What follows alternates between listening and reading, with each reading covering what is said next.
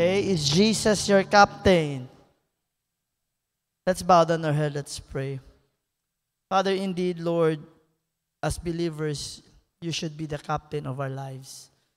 That's the reason why tonight we're here to learn from your word as you continue to guide us, as you continue to direct us, Lord, that we may live life pleasing before you, and a life, Lord, that is empowered by your Holy Spirit. And so tonight again, Lord, continue to anoint our ears, bless our mind, and cultivate our heart as we listen to your word. God, Holy Spirit, continue to teach us. And Father, hide me behind your cross and beneath your wings. Keep us away from any error, Lord. Your word alone will be proclaimed. All this we pray in Jesus' name. And everybody says amen. Give God once again a round of applause. Hallelujah.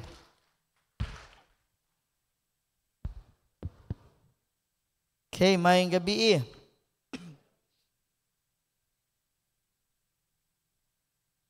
Tonight I'm going to share from the book of Acts, chapter 19, verse 15. Okay?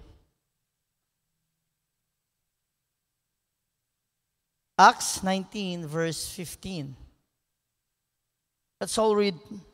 Estalya ustedes. Let's read, no?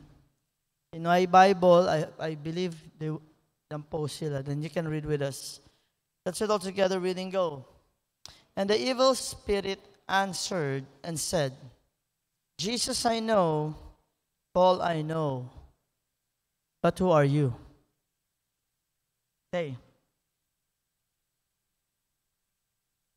Known in heaven, feared in hell. This is the title of my message this evening. Conocido na cielo, pero el impyerno tatembla. This is a kind of life that is spirit-filled. Okay? So as we begin, let me ask you this question first. Does heaven know your name? And does hell fear your walk with Christ? El cielo ba conoce de ti nombre? El impierno ba tembla? Kay tamirale el kilaya to kami na junto kun Kristo. Because many people today know the name of Jesus. They wear it on necklaces. They speak it in conversation. And actually they sing it in songs. But not all who know His name are truly known by Him. Alagaan in a verse, not everyone who calls me, not everyone who speaks His name is His. The real issue is not just whether you know Jesus, but whether Jesus knows you. Conoce bale ka naton. Na Acts 19, Taleo el verse 15. Gibasa na ako ang 15. The evil spirit answered, Jesus I know, Paul I know, who are you? If we read Acts 15, Acts 19, the whole chapter, you will find out there, grabe el working that Holy Spirit na bida di Paul. Not only he was teaching, pero si mira ustedes, kilaya ka powerful el bida di Paul because of the Holy Spirit who is in him. Akita men niya pwede kita miraya mirale. Nakita niya ang mga disipulo, but they were baptized in the baptism, nataliba si John the Baptist. That's why Paul told them about the baptism with the Holy Spirit. And they didn't know that Senegalese. Hindi nila alam na meron pala. Ganun. Not only that, we can see also in chapter 19, not only they were baptized with the Holy Spirit, but if Peter, the shadow of Peter touches a sick person and gets healed, Paul, on the other hand, handkerchief na agarale, ipadala niya, that is what you call point of contact. I may say, that's the thing na I'm reminded of, kasi I've seen that here in church. Normally si Daddy, sabihin niya, may t-shirt ka ba or panyo? Bring that t-shirt. We will pray for that and let that man wear the shirt and people get healed. That's how powerful the life of Paul is, not because of who he is, but because of the Lord that is in him. But the sons of Sceva,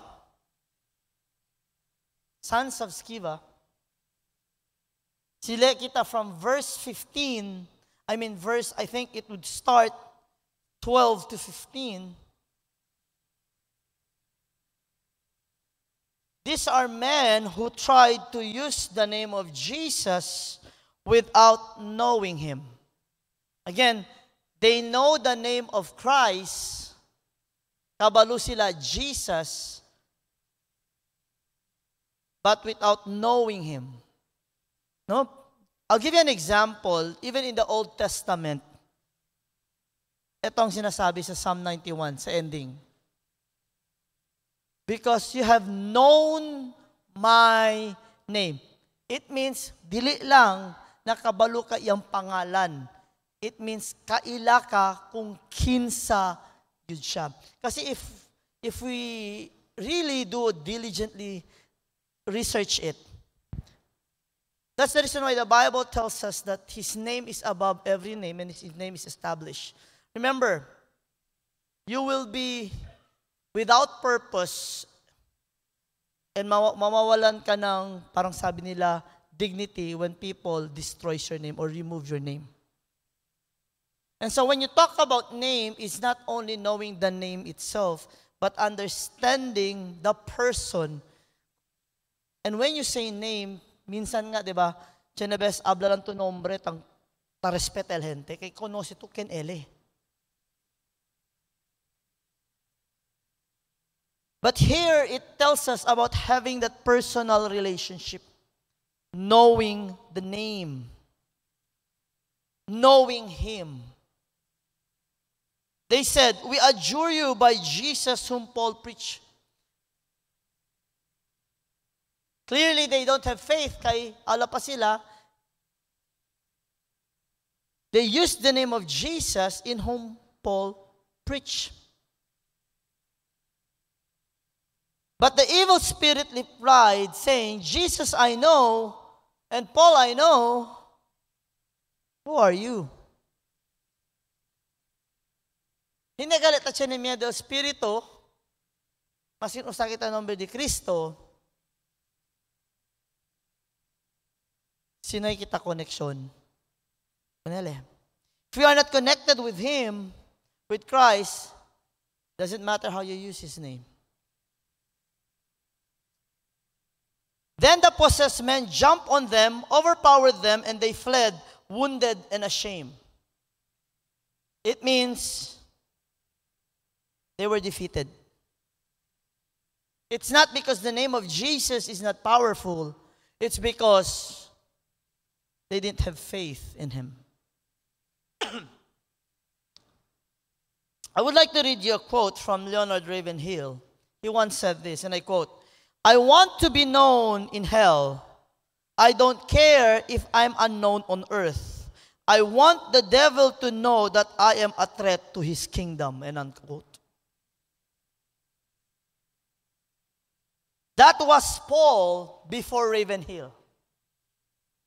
He was known in heaven because of his relationship with Christ, and yet Paul was also feared in hell because of the power of the Holy Ghost that was in him.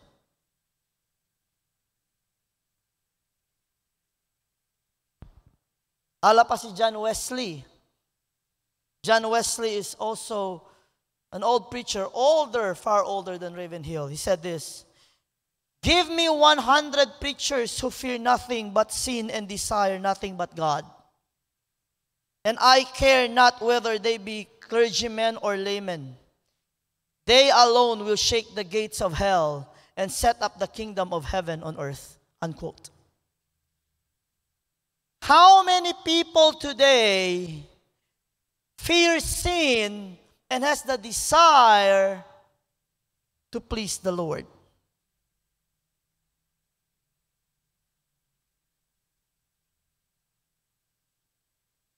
Manala pa ba? Ala pa si Wesley, dali kumigod. Bigyan niyo ko ng 100. 100 lang na tao. Who fears God, who desire to please God, and fears sin. It means they will really run away. Do you fear sin? Or do you play with sin? I have nothing to fear. I don't need to fear sin. You need to run away from sin because sin is very dangerous, my friends. And so, we can learn how we live, how to live like Paul. Because tamandagat miraki, that it is real. He's really after God's heart. He is spirit-filled. He is powerful because of the Holy Spirit. And so as we go through this message, everybody say with me, let it be known. Known. K-N-O-W-N.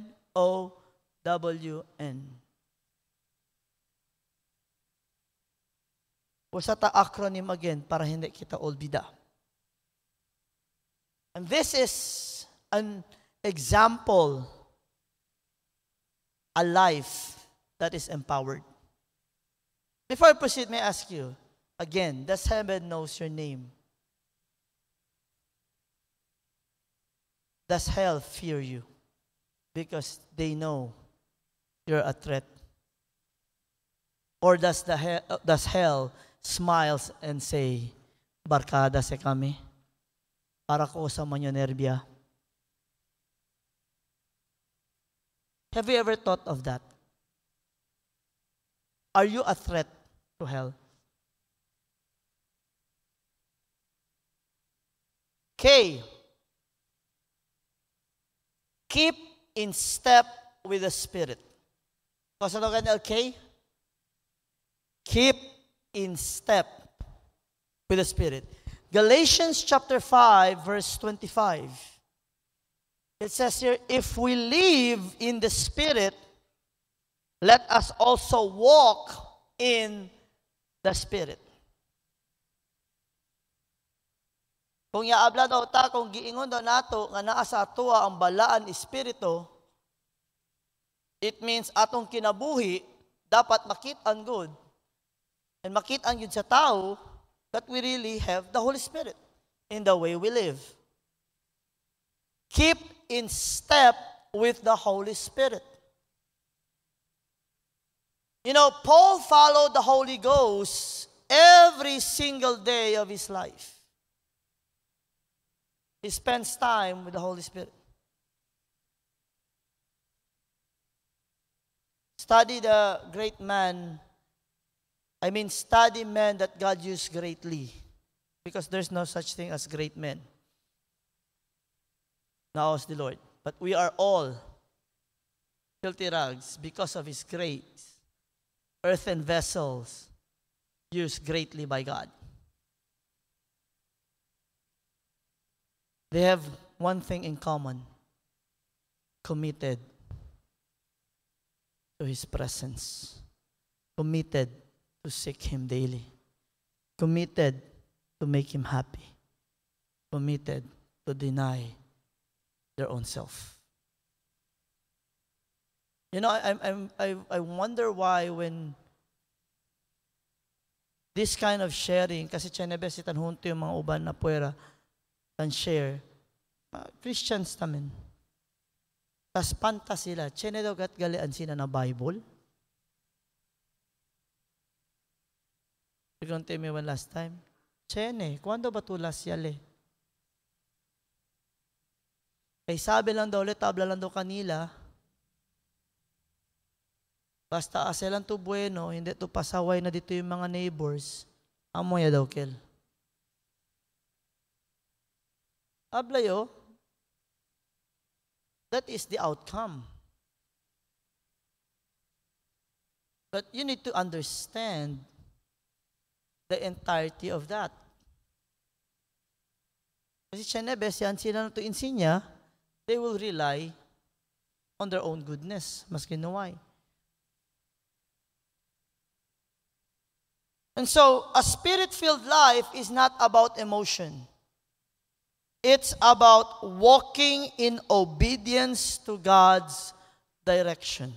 Say with me, it's not about emotion. It's about obedience to God's direction.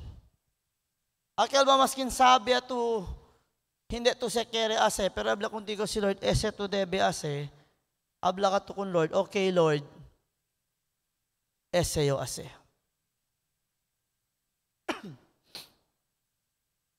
And so, this is what we must do if you want to know God's direction. Everybody say with me, pray daily. And when we pray, it's not always asking for blessings. It's also asking for guidance like, Lord, what do you want me to do for you this day? Lord, where do you want me to go? Lord, what do you want me to say? Balik kaya abla un pastor, lapale, the problem, Chenebes, we go ahead of God. Tanuna kita kunele, instead of asking Him first where to go, what to say, what to do. Walk with Him, do not walk ahead of Him. Abla dito side, walk with the Lord, not ahead of the Lord. Okay pa si atras too, because pwede to abla, where you lead me, I will follow. Pero si manune ato, baka kere to, kuntigo man follow si Lord. Dili pwede. Kita ang musunod sa Ginoo. Amen ba? Amen ba? And nourish your relationship with Jesus. Nourish, nurture. John 15:5 says, I am the vine, ye are the branches, for without me ye can do nothing. The sons of Sceva didn't know Jesus personally. They used His name like a tool. Listen carefully. Please, ayaw gamiti ang ngalan ni Kristo, mura lagtul, pang-rebuke para mawala lang ang sakit. Yes, we ask in His name. Yes, the demons flee when they hear the name of Jesus. But please don't just use it as tool. Use it as authority because you have a relationship with Him. Akal pwede kat labla. Hindi si pwede. Miyo si anak. Hindi na pwede ako ang anak. Hindi lang kaya pidi lang 2 pliers, kar usa lang to para kita. Are you with me? Hello? To be known by God means to have a real, growing relationship with Him. Everybody say with me again, relationship. Are you serious with your relationship with the Lord? Or how serious are you? Do you nurture it? Meaning, do you learn from Him?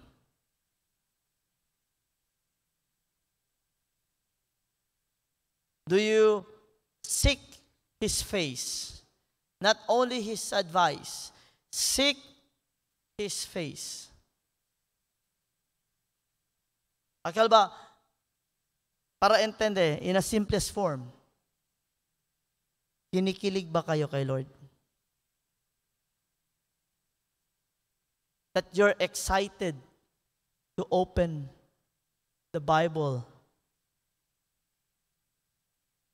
Ano kaya ang pag-abletament to? Pasensya, si tan Tagalog yun ha, kay last time, abla sila, man Tagalog daw yun. True ba daw? Kinikilig pa po tayo kay Lord. Excited. I really want to hear from my lover. Are we eager to learn from Him? And not only learn from Him, are we eager to know Him more?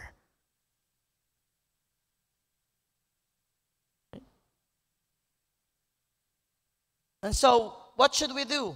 Spend time with Jesus. Talk to Him. Read His Word. Worship Him daily. The more time you spend with Him, the deeper your faith grows. Okay? The more time you spend with Him, the deeper your faith grows. Okay. Oh, own your faith. 2 Timothy, open with me 2 Timothy chapter 1.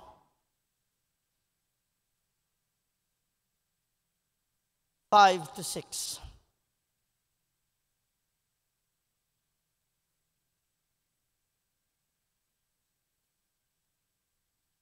Alapaki, Paul, an apostle of Jesus Christ, by the commandment of God, our Savior and Lord Jesus Christ, which is our hope. Unto Timothy, my son in the faith, grace, mercy, and peace from God our Father and Jesus Christ our Lord. As I besought thee to abide still at Ephesus when I went into Macedonia, that thou mightst charge some that they teach no other doctrine, neither give heed to fables and endless genealogies, which minister questions, rather than godly edifying which is in faith, so do. Now the end of the commandment is charity, out of pure heart, and of a good conscience, and of faith unfeigned. The unfeigned faith that is in thee. In verse 6 it says, stir up the gift of God which is in you. You need to own the faith. Quiere decir, you will not turn back, you will stand, you will defend, and you will be proud of it. And you will nourish it. The sons of Sceva tried to use Paul's faith, but they had none of their own. You cannot go and pray for the sick and say, ato Sunday nagduo si ate, Cheryl, Pastor, pray for me that God will give strength and wisdom on how to pray. Andali na hospital. He didn't ask, Lord, Pastor, ampu ikay imong faith maabot sa ko. No. Nangayo siya back up. But truly she has faith. Pero hindi lang pwede andalya. She cannot go sa hospital and say, I pray that you will be healed in the name of Jesus, which Pastor Isaac has preached. Nailefe. Are you listening? Diba? Cheneves, no quiere yo rezar porque man. Lamalang kung pastor. Do you have faith? If that's the case. Yes, there are times you really need to call. Kay Cheneves, it's beyond. Listen. The healing power that is in you is not less than the healing power that is in me. The healing power that is in me is not greater than the healing power that is in you. Because we serve the same God, we serve the same Spirit, we serve the same Lord. And the one who heals is not me, it is God Himself. El question lang alya, are you totally surrendered to Him that you truly trust and believe in Him?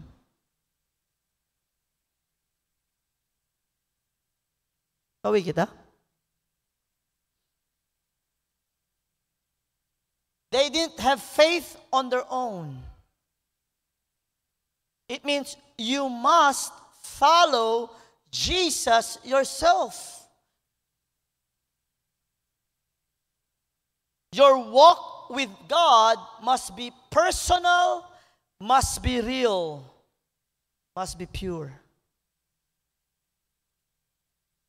Hindi sa kumita taabla, my parents, I cannot pass just to you my anointing.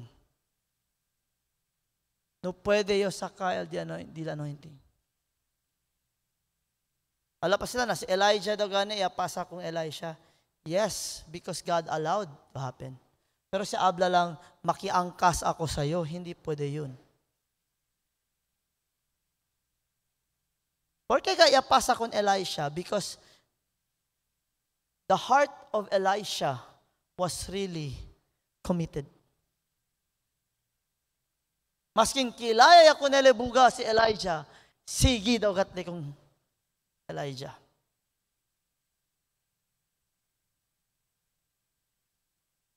Kita po ko lang problema. Si pastor na lang mo ampo.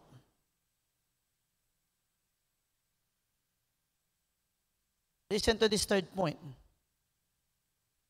Your faith is connected to your relationship with Christ. This is one thing people forget. I will repeat that. The deeper you know the Lord, the deeper your trust in Him is rooted. Your faith is connected with your relationship in Him. So if you take for granted the relationship, it clearly shows your faith also goes with it. Faith cometh by, and hearing by the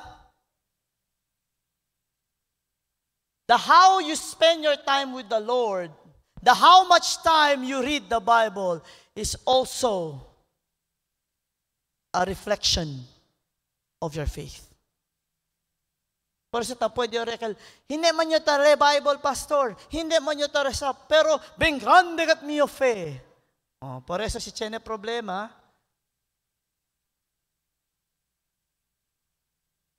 falta ya lang, si takigay el Diyos, ya garo chele con el Diyos.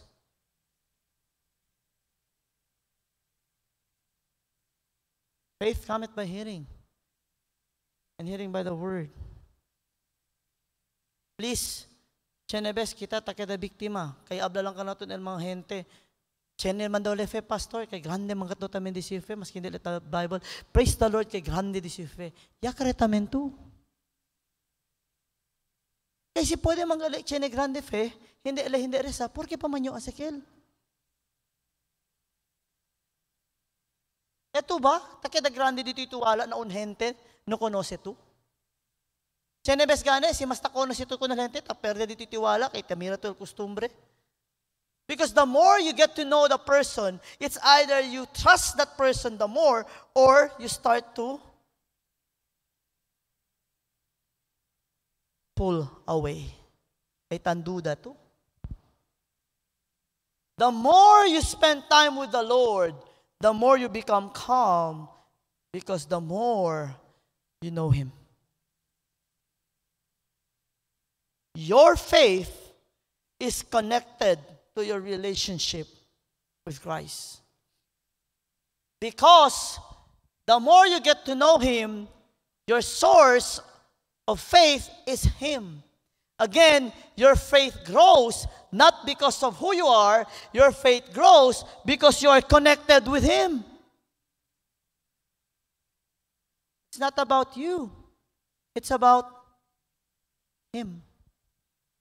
Si abla to na ito miedo kay grabe el di mio backup, Hindi kayo dito si Chenebiado, kay ito grabe. Kay grabe, dito you, back up. It's not you. It's the backup.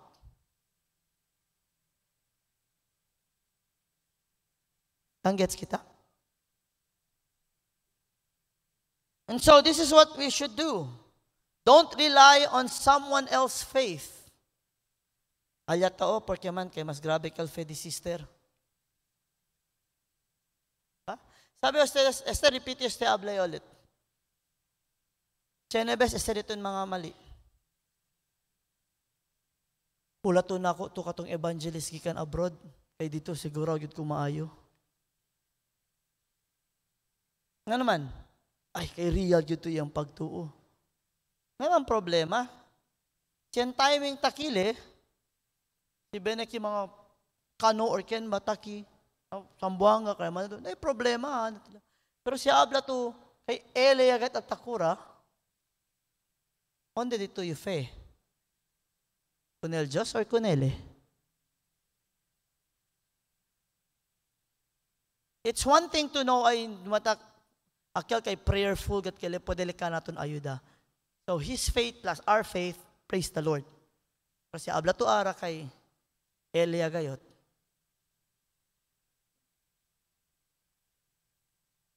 Igo lang say,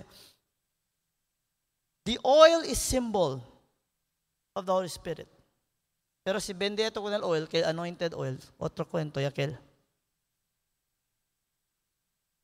Ay chenet bende. Hey, have you noticed na mga evangelists, ibaligyan nilang oil kay anointed oil daw? Dahil mas high and kontra na holy water.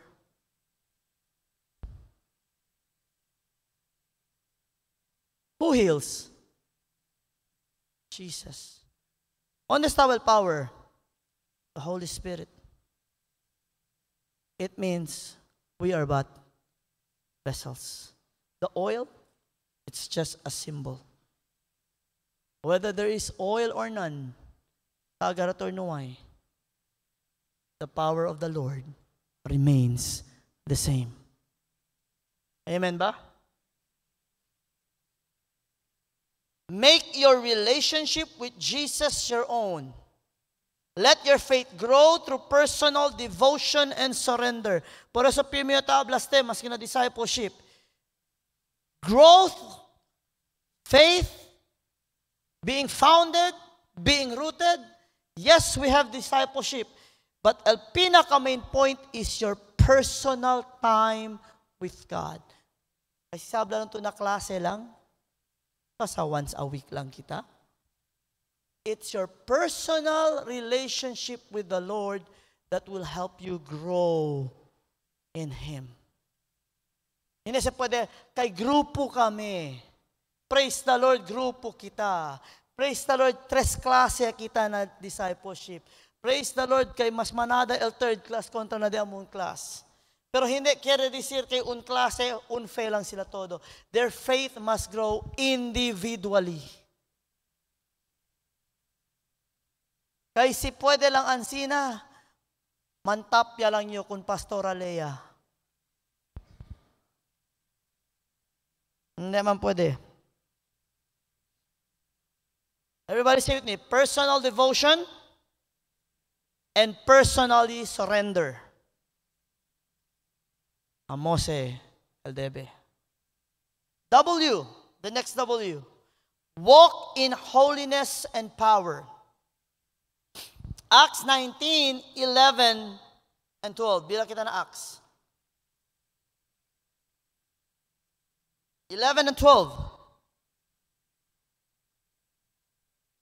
And God wrought special miracles by the hands of Paul, so that from his body were brought unto the sick handkerchiefs or aprons, and the diseases departed from them, and the evil spirits went out of them. Kasi kaltan mean, panyo, tamo sa talama point of contact. Aprons. For example, Pastor, na ako'y gusto ampuan. Dili siya makaadto diri kay anak na kayo. Este acorde esta antes con mi tata panon dila. Yamanda liba t-shirt. idala diri simbahan, giampuan. Lord, ang tag-iya ani inigamit maayo. Double be. Ya usa lama. Praise the Lord, pastor, na ayo. That is what you call point of contact. Nothing is impossible with God. Pero depende na kilaya liman lead ko ng gente. Handkerchief. Si Peter shadow, si Paul este. Different ways, one Spirit, one Lord. Amen ba? So, ken el mas poderoso? Si Peter or si Paul? None of them. Because they are being led by the same Holy Ghost. Hello? And God wrought special miracles by the hands of Paul. How many chapters L Acts, by the way? Anyone? 28. Have you noticed why amen? Because the act still continues. Siya na si Primitabla kami, chapter 29 is your story. Maybe in chapter 29, pwede tumira. And the Holy Ghost wrought special miracle by the hands of you.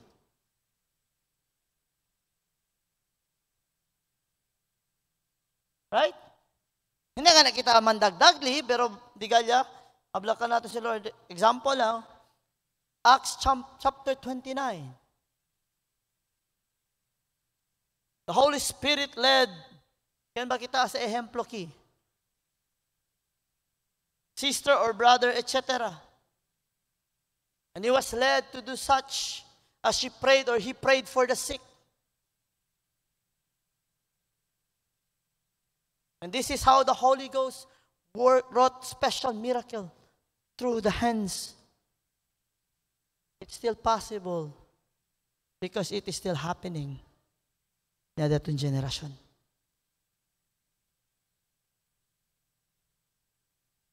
Paul was used by God because he lived a clean and surrendered life. His past was not so clean. Yaman dali mata mga Kristiyano. But he surrendered and he was forgiven and he was cleansed. And so, he is committed to follow the Lord no matter what. He almost died. How many times? Many times. He was in a shipwreck. He was stoned to death. May labla ko sa man sa Lord.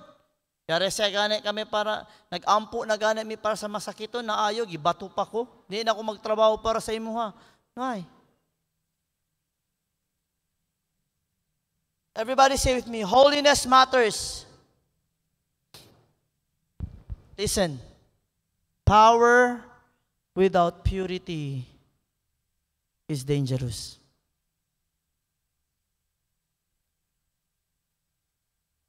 I will repeat. Power without purity is dangerous. Without purity, without holiness, pride kicks in. Amoy si Chenebes, instead of the Lord, iyose. Imbes of the Lord, di mio si trabaho. It's dangerous. Hello? What should we do? Say no to sin and yes to God. Ask the Lord to purify the heart, your heart, my heart, so He can use you, He can use us, continue to use us for His glory. Power comes from purity and obedience. I was wondering, por qué man? Listen. Si manada to ko sa ta eskonde. Can you talk boldly? Can you speak with confidence? There's no power in that. If you teach something and you live another way of life, di ba makahuya mang kwento? When you talk about trusting God no matter what, pero when murmurer ka too, kay yapal talang pamasay no aysen, reklamaya. When you speak about asking to the Lord, not from men, pero kada chinito lisod, una to takore na hente, hindi na Diyos. Can you speak with confidence? Teaching people on how to give, kabar eto nung sabi to dali, can you speak with confidence? No, there is no power in that. Second, people can see through us if we are real or not.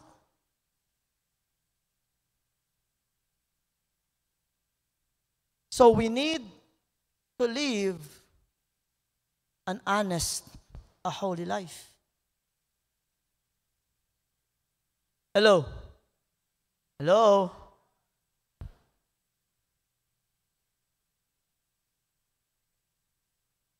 And the last,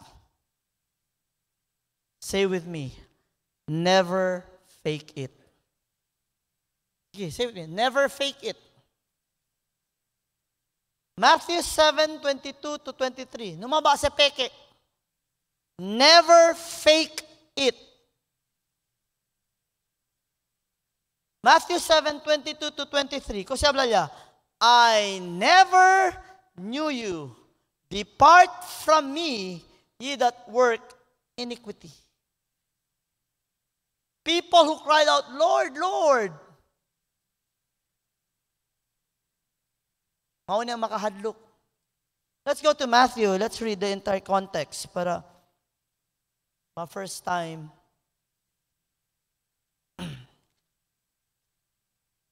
Matthew, let's start with 21. Let's start with verse 20. Wherefore by their fruits ye shall know them. Not everyone that saith unto me, Lord, Lord, shall enter into the kingdom of heaven, but he that doeth the will of my Father which is in.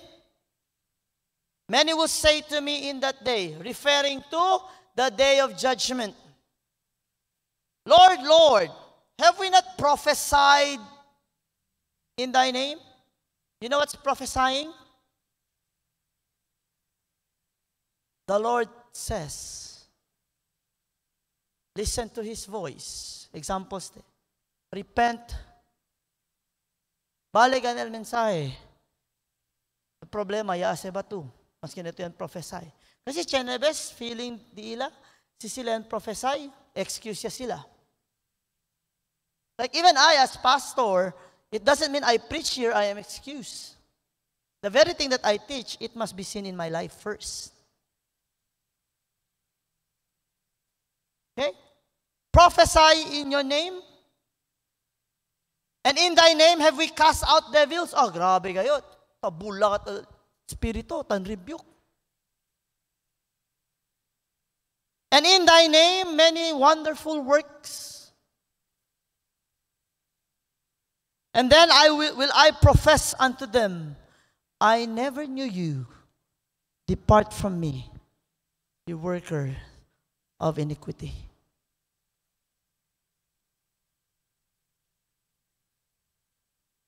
Are we aligned with the Lord?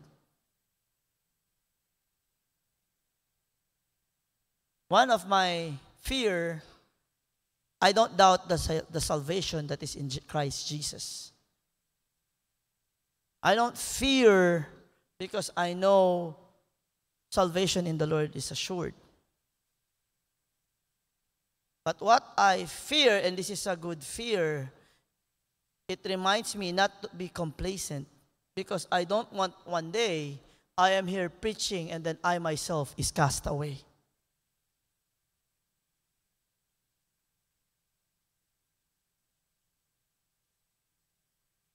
Hello.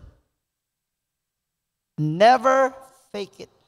The sons of Sceva looked spiritual on the outside, but were empty on the inside. This is what the Bible says. Having the form of godliness, but denying the power thereof. That is not, it doesn't mean the power to heal, to pray. No. They are denying the power of God that can transform life from darkness to light. Porque man, el vida no hay cambia. Culpa, okay lang ase. El importante, yare sa tu pati member to the church. Hindi se puede. I always remind myself, I am not in the business of filling up the church. I am in the business of leading people to the footstool of the Lord.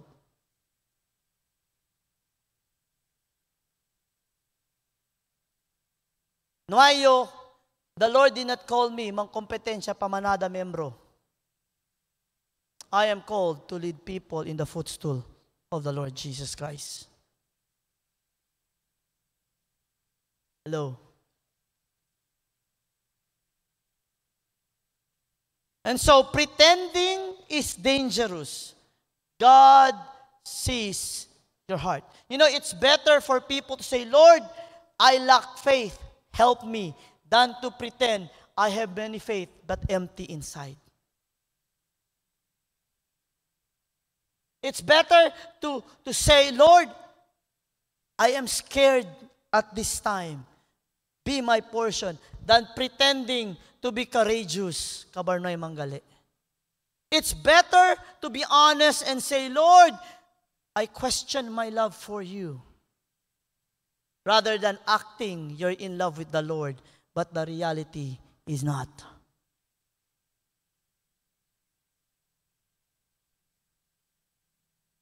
It's better to be honest because God is gracious. God hates pride because pride is the one that makes people pretentious. Kunwari malakas. Hindi naman pala. Diba? Hindi yung tabla pretender ustedes, ha? Pero just a reminder, habla to dito side, stop pretending. Be honest with the Lord. Amen ba? Cry before the Lord. If you think this week, Lord, yabaha dito faith, Lord, yabaha di mo, porque Lord, ay da comigo. Be honest with God. He's a good Father. He knows we are weak. He knows nothing to be ashamed of. Newsflash, todo kita nisita ko nele. Amen ba? Be honest with God. Don't fake your faith. Let your life match your words. A real Christian lives the same in private as in public.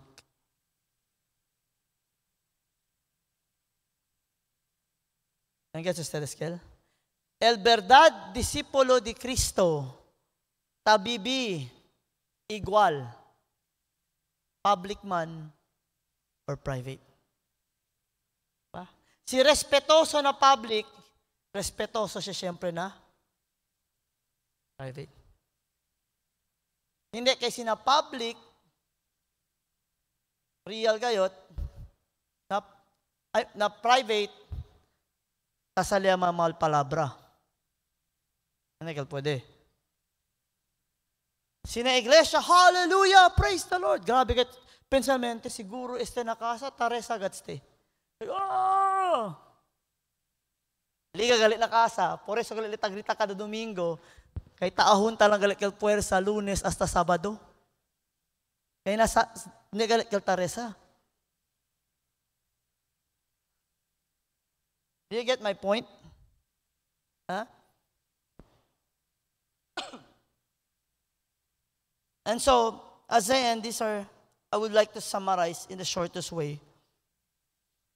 To be known by God is greater than being recognized by people. Do you agree? To be known by God is greater than being recognized by people. To be feared in hell is greater than being applauded on earth.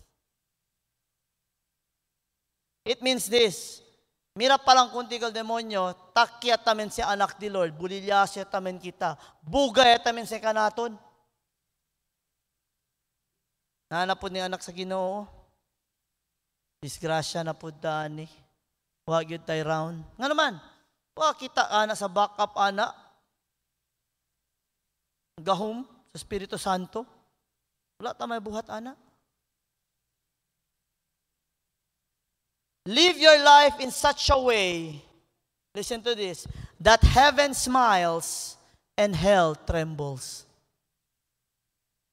Are you living that kind of life? Heaven is delighted with you, but hell trembles. Why?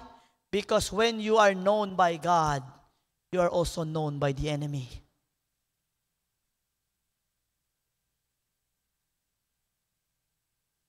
May I ask you 3 questions before I give you the final verse and my final thought?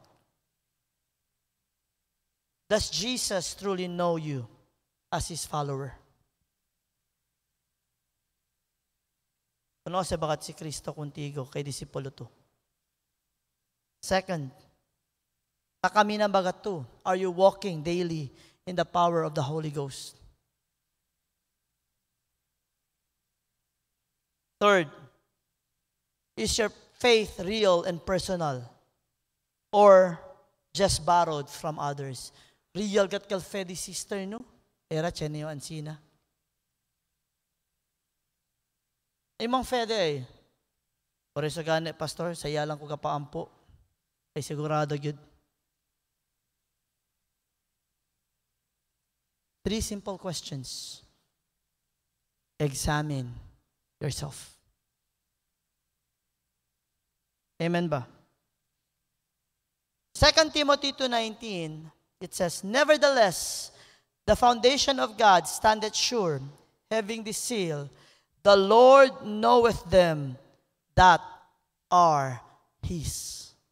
Nahum 1:7, everybody recite, the Lord is good, a very present help in times of trouble, and He knows them that trust in Him.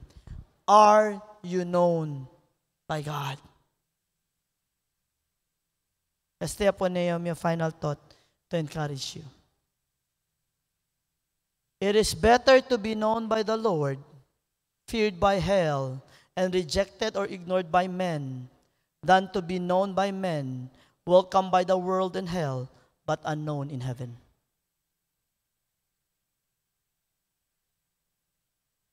Can get ustedes? I will repeat. Cuando itaas establish, I will make this to remind myself. I will share my own quote and my own thought as I was pondering doing this. It is better to be known by the Lord, feared by hell, and rejected or ignored by men here on earth, than be known by men, welcomed by the world, but unknown in heaven. I hope that will guide your heart. Let us all stand. Hallelujah. Hallelujah.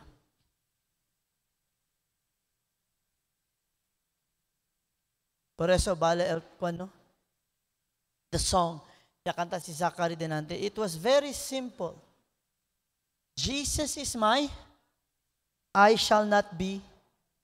It means you're grounded, you are rooted in Him. Yabla este antes tarde gayot. We always brag about how Jesus loves me. Nothing wrong with that. Hindi si pwede. Kaya maskin, man cool pa yun, love kumiga si Lord. Kaya nabes tao siya lang kita as reason.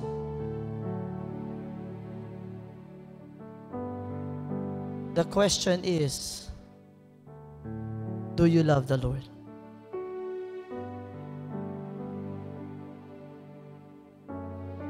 Does He know you personally? Habla pa mga pilosopo, kaila pastor, kay He is all-knowing. Yes, the Lord knows every single one of human being in this world. Pero el kosetan mean is this. Conoce bagat ni contigo. Relasyon. Na He can say, esele di mio se. Esele di mio se. Makuna se mete. Solid sa kami. Now when we stand before the Father during kuan ablas Jesus, okay sa dad, I've paid the price for Him. Kabar siginda kita na shelo, this is what He's going to say. Welcome, my good and faithful servant. I have seen your work. I have seen your faithfulness. Enter into your rest. Hindi kay depart from me. So before we close in prayer, just spend time with the Lord this evening and say, Lord, here I am. Again, examine. There's nothing wrong to examine yourself. Every day we need to examine ourselves. Hallelujah.